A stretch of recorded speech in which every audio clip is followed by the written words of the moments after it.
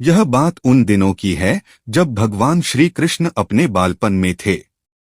एक बार जब श्री कृष्ण एक पेड़ के नीचे बैठे बांसुरी बजा रहे थे, उसी तरह एक हिरन दौड़ता चला आया और उनके पीछे जाकर छुप गया। वो हिरन बहुत ही घबराया हुआ था। भगवान श्री कृष्ण ने उसके सिर पर हाथ फेरते हुए कहा, क्या हुआ? तुम क्यों छुप रहे हो?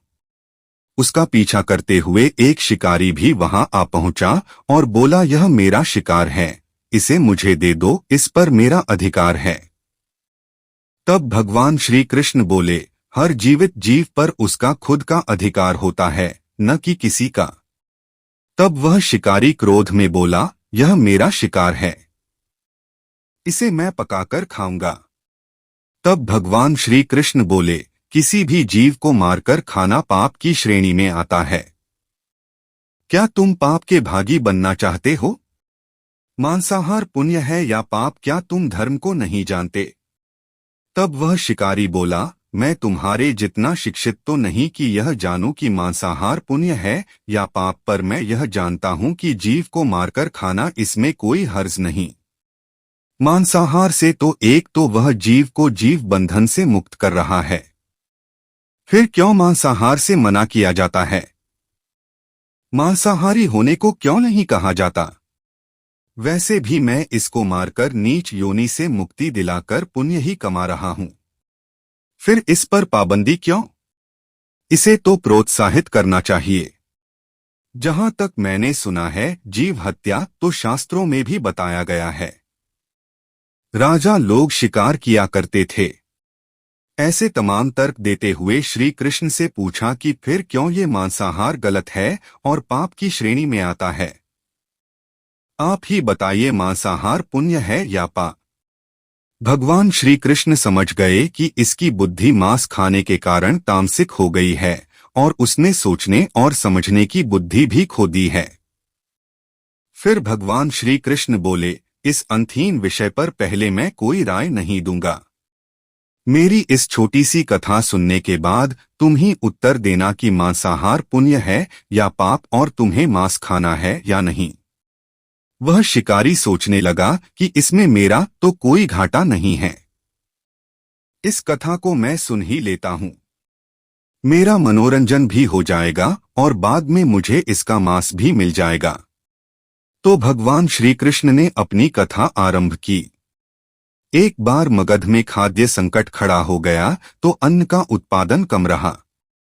राजा को चिंता हुई कि यदि इस समस्या का शीघ्र निदान नहीं किया गया तो संरक्षित अनाज कोष भी खत्म हो जाएगा और संकट भीषण हो जाएगा।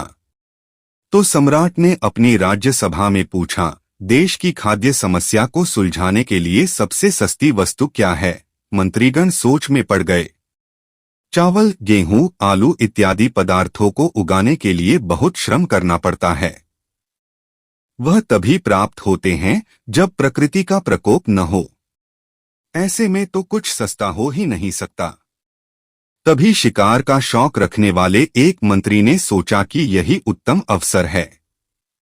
क्यों न अंधाधुंध शिकार के लिए राजा की अनुमति ले ली जाए। उसने सभा में कहा कि सबसे सस्ता खाद्य पदार्थ है मांस। इसके लिए धन का खर्च भी नहीं है और पौष्टिक खाना भी मिलता है। सभी सामंतों ने इस बात का समर्थन कर दिया, लेकिन मगध के प्रधानमंत्री अभी भी चुप थे। सम्राट ने पूछा, प्रधानमंत्री आप चुप क्यों हैं? आपने कोई अनुमोदन नहीं किया, आपका क्या मत है? प्रधानमंत्री ने कहा, मैं यह नहीं मानता कि यह कथन सही है कि मांस सबसे सस्ता पदार्थ है। फिर भी इस विषय पर मैं अपने विचार आपके सामने कल रखूंगा। प्रधानमंत्री उसी रात मांसाहार का प्रस्ताव रखने वाले सामंत के घर पहुंचे। सामंत ने इतनी देर रात प्रधानमंत्री को अपने घर आया देखा तो वह घबरा गया। किसी अनिष्ट की आशंका से वह कांप गया। प्रधानमंत्री ने कहा, संध्या को महाराज बीमार हो गए, उनकी हालत बहुत ही खराब है। राजवैद्य ने कहा है कि किसी शक्तिशाली देह का 2 तोला मांस मिल जाए तो राजा के प्राण बचाए जा सकते हैं। आप महाराज के सबसे विश्वास पात्र हैं, इसीलिए आपसे योग्य कौन होगा। इसके लिए आप जो भी मूल्य लेना चाहें ले सकते हैं। आप कहें तो इस काम के लिए मैं आपको 1,00,000 स्वर्ण मुद्राएं भी दे सकता हूं। एक बड़ी जागीर भी आप मांग सकते हैं। बस आप अपनी इच्छा कहें। मैं कटार से आपके हृदय को चीर कर बस 2 तोला मांस निकाल लूंगा। यह सुनकर सामंत के चेहरे का रंग फीका पड़ गया। वह सोचने लगा, जब जीवन ही नहीं रहेगा तो 1,00,000 स्वर्ण मुद्राओं से मैं क्या करूंगा और बड़ी जागीर भी किस काम आएगी। वह झटपट अंदर भागा और अपनी तिजोरी से 1,00,000 स्वर्ण मुद्राएं लेकर आया।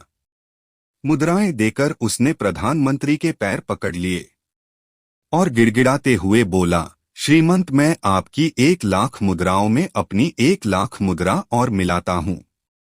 इस पैसे से आप किसी और सामंत के हृदय का मांस खरीद ले, किंतु मुझे जाने दे।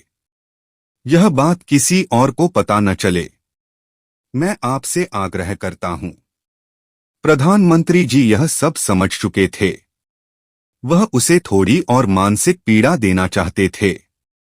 प्रधानमंत्री ने आगे कहा, सामंत, आप शरीर से बलिष्ठ हैं। आपकी कद काठी महाराज से मिलती जुलती है। इसीलिए राजवैद्य ने खास तौर पर आप ही का नाम लिया है। आपके दान से हमारे अच्छे राजा की जिंदगी बच सकती है। आप कहे तो मैं आपको प्रधानमंत्री का पद देने को तैयार हूं और खुद आपका कर्मचारी बनकर रहूंगा, पर प्रजा से हमारे राजा न छीने। सामंत तो फंसता हुआ दिख रहा था। उसने शरीर पर अंगवस्त्र रखकर अपने जूते भी पहन लिए। जैसे ही वह वहां से भागने वाला था, वह तुरंत प्रधानमंत्री के पैरों में लेट गया। उसने याचना की कि प्रधानमंत्री, मैं इसके योग्य नहीं हूं। जब प्राण ही नहीं रहेंगे तो प्रधानमंत्री पद का या राजा का सिंहासन भी मिल जाए तो मैं उसका क्या करूंगा। आप चाहें तो मेरा सब कुछ ले लें, पर मेरे प्राण न लें। मैं अपना ये भवन और सारा धन आपको सौंपता हूं। रातों रात राज्य से निकल जाऊंगा। इतना कहकर वह अपने घोड़े की ओर भागा और जैसे ही अपना घोड़ा गठने लगा, आवाज आई, अभी अभी अपने पीछे गए तुम अपने परिवार को भी छोड़े जा रहे हो। सामंत बोला, मेरे प्राण से प्रिय कुछ भी नहीं है। जब जीवन ही न रहेगा तो कुटुंब का क्या करूंगा। जीवन रहा तो ऐसे ही सुखी रह लूंगा। इतना कहकर घोड़े पर छलांग लगाकर बैठ भी गया। वह अभी चलने को ही था कि प्रधानमंत्री ने घोड़े की साख पकड़ ली। वह सामंत से बोला, भागने की जरूरत नहीं है। आप आराम से घर पर ही रहो। मैं किसी और का प्रयास करता हूं। यह कहकर प्रधानमंत्री वहां से चले गए। प्रधानमंत्री के वहां से जाने पर सामंत के अंदर कुछ जान तो आई, परंतु बेचैनी बनी रही। उसकी नींद खराब हो चुकी थी। मुद्राएं लेकर प्रधानमंत्री बारी बारी से सभी सामंतों के घर पहुंचे और सभी से राजा के लिए हृदय का 2 तोला मांस मांगा, परंतु कोई भी राजी न हुआ। सबने अपने बचाव के लिए प्रधानमंत्री को 1,00,000 और 5,00,000 मुद्राएं तक दे दी। इस प्रकार प्रधानमंत्री ने एक ही रात में करोड़ों स्वर्ण मुद्राएं जमा कर ली। फिर सुबह होने से पहले ही अपने महल में पहुंच गया। अगले ही दिन राजसभा में सभी सामंत समय से पहले ही पहुंच गए। सभी यह जानना चाहते थे कि राजा स्वस्थ है कि नहीं, लेकिन कोई भी किसी से भेद नहीं खोलता था। सबको राजवैद्य की तलाश थी। उनसे ही उन्हें कुछ सूचना मिल सकती थी। प्रधानमंत्री ने सैनिकों को आज्ञा दे रखी थी कि जब तक महाराज राजसभा में न आए किसी भी सामंत को भी महल से बाहर जाने की आज्ञा नहीं है। राजा सभा में अपनी चिर परिचित गति में आए और अपने सिंहासन पर आकर बैठे। सभी सामंतों ने देखा कहीं से भी राजा उन्हें अस्वस्थ नहीं लगे। उन्हें तो कुछ हुआ ही न था। प्रधानमंत्री ने उनसे झूठ बोला। हर सामंत के मन में यही विचार चल रहा था, पर कोई भी किसी और को कुछ भी न बोल रहा था। तभी प्रधानमंत्री ने राजा के समक्ष 1 करोड़ स्वर्ण मुद्राएं रख दी। राजा ने पूछा, ये स्वर्ण मुद्राएं किसके लिए है और कहां से आई? प्रधानमंत्री ने कहा, 2 तोले मांस के लिए इतनी धनराशि जुटाई है, पर मांस न मिला। अपनी जान बचाने के लिए सामंतों ने यह मुद्राएं दी हैं। अब आप यह विचार कीजिए, मांस कितना सस्ता है। राजा को बात समझ में आ गई। उन्होंने प्रजा को अतिरिक्त परिश्रम करने का निवेदन किया और राजा के अनाज भंडार में से अनाज निकालकर श्रमिकों को दिया गया। उन्होंने पौष्टिक सब्जियों की खेती का तुरंत आदेश दिया। वह 1 करोड़ स्वर्ण मुद्राएं इसी कार्य के लिए और श्रमिकों के कल्याण के लिए खर्च की गई। ऐसे साग सब्जी तेजी से उगी जिससे प्रजा का कल्याण भी हुआ और पौष्टिकता भी मिली। कुछ समय बाद मौसम अनुकूल हुआ और खेती लहलहाने लगी। इस प्रकार राज्य से खाद्य संकट दूर हुआ। तो मित्रों, जीवन का यह मूल्य भगवान श्री कृष्ण हमें इस कथा के जरिए समझाना चाहते हैं कि हम यह न भूलें कि जिस तरह हमें अपनी जान प्यारी है, उसी तरह सभी जीवों को अपनी जान प्रिय होती है। अपने दिल से जानिए पराये दिल का हाल। यदि संसार के संबंधों से मुक्त करने का तर्क सही है, यदि जीव हत्या जीव को संसार बंधन से मुक्त करने का तरीका है, तो अत्याचारी द्वारा किया गया नरसंहार भी मान्य है। वह भी ये तर्क दे सकते हैं कि वह लोग जीवन के कष्ट से आप लोगों को मुक्त कर रहे हैं। अगर उसके लिए वह जीवन बोझ होता तो कभी भी अपनी जान बचाने के लिए संघर्ष नहीं करता, आपसे भागता नहीं। जो आपके सामने असहाय हो जाता है, उसे प्राण गंवाने पड़ते हैं। जिन जीवों को मारकर आप खा रहे हैं, उन्हें तो प्राण बचाने का अवसर भी नहीं मिलता। बर्बरता सिर्फ वही नहीं है जहां सिर्फ मानव का रक्त बहता है। बर्बरता उसे भी कही जाती है जहां स्वार्थ के लिए किसी जीव की हत्या कर दी जाए। हम अंत समय में जिंदगी भर के पापों के लिए जिंदगी भर सुकर्म करने की कोशिश करते हैं, परंतु हम यह भूल जाते हैं कि जब वह जीव हमारे लिए काटा गया और हमारे लिए तड़पा, उसका श्राप हमें इस जीवन में ही नहीं बल्कि अगले जीवन तक नहीं छोड़ता।